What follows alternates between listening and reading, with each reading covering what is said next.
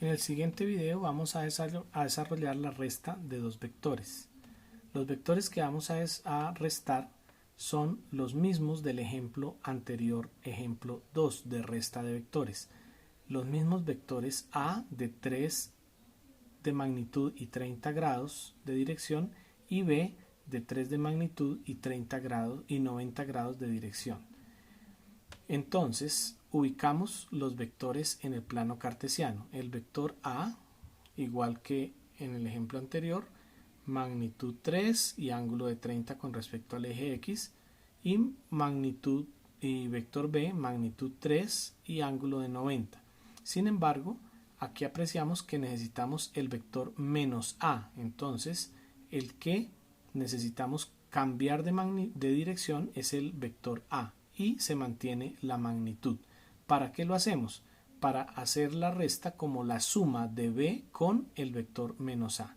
El vector menos A tiene la misma magnitud, pero va en dirección opuesta al vector A. Entonces nos quedamos con el vector B y el vector menos A. Vamos a descomponer los dos vectores. Para eso nos fijamos que el vector menos A ahora tiene un ángulo de 210 grados. ¿De dónde resultan los 210 grados? Inicialmente tenía magnitud de 30, dirección de 30. Si le sumamos 180, que es lo que hemos hecho para cambiarle dirección, nos daría 30 más 180, nos da 210. Y vamos a realizar los cálculos con ese ángulo. Componente en X, entonces es el cateto adyacente. Calculamos con coseno, pero de 210 grados. Y eso nos da menos 2.6. Componente en Y. Este vector es el cateto opuesto en este triángulo. O sea que la calculamos con la función seno, seno de 210. Y nos da menos 1.5. Podemos ver que la componente en X nos da menos 2.6, efectivamente es negativa, y la componente en Y también negativa de menos 1.5. El vector B ya sabemos que no tiene componente en X. Entonces,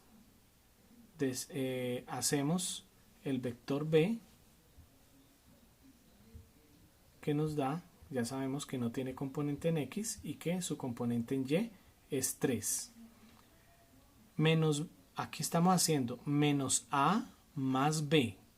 Habríamos podido hacer B y a continuación dibujar el vector menos A. De cualquier manera obtenemos un vector resultante que es el vector R. Nos quedamos con estos vectores y hacemos la sumatoria en X y la sumatoria en Y.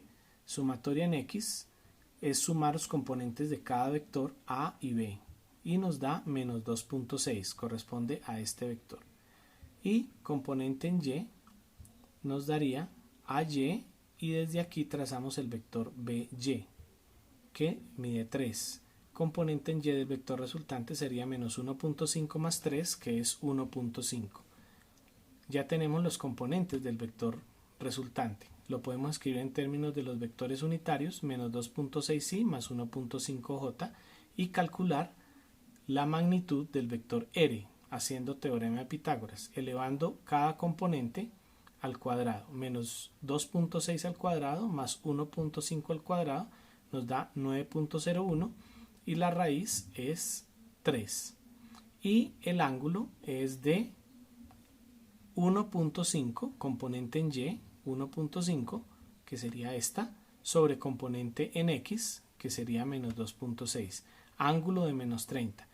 Es evidente que este vector no tiene ángulo de menos 30 con respecto al eje X, es decir, el enunciado nos está dando un vector que está en el cuarto cuadrante.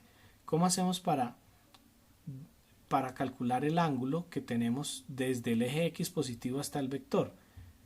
Simplemente le sumamos 180 grados y ese ángulo, que lo hemos llamado alfa, sí nos da la dirección del vector con respecto al eje X positivo. entonces menos 30 más 180 nos da 150, de manera que el vector resultante tiene magnitud 5.2 unidades en ángulo de 150 grados.